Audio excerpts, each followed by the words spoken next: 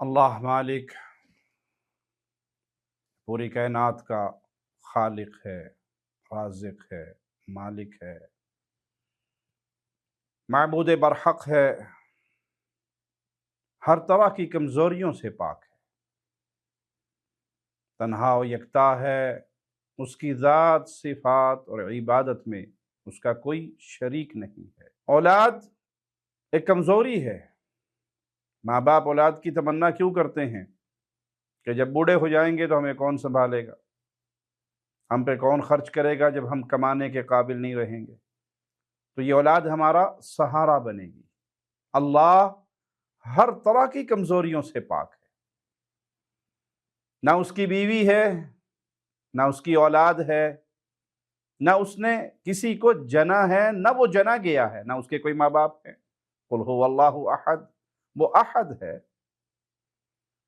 वो समद है, बेनियाज है। लम यलिद वलम यूलद, ना उसने किसी को जना है, ना वो जना गया है। ये अकीदे सब कुफर के अकीदे हैं कि फलां अल्लाह का बेटा है। कोई ईसा अलैहिस्सलातु वस्सलाम को अल्लाह का बेटा समझते हैं, कोई ईसा अलैहिस्सलातु वस्सलाम को ही इलाह समझते हैं।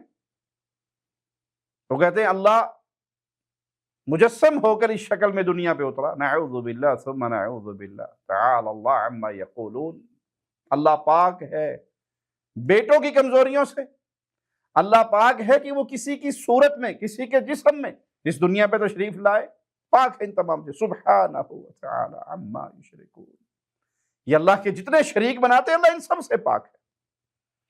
कोई ईसा अलैहिस्सलातु वस्सलाम को अल्लाह के नूर का टुकड़ा कहे, अल्लाह की औलाद मुकर्रर करे, तब भी कुफर है। और कोई मोहम्मद सल्लल्लाहु अलैहि वसल्लम को यही इसी नजरिए से उनके बारे में ये अकीदा रखे कि वही जो मुस्तवी अर्श खुदा होकर उतर पड़े मदीने में मुस्तफ़ा होकर। ये तमाम अकीदे कुफरी अकीदे हैं।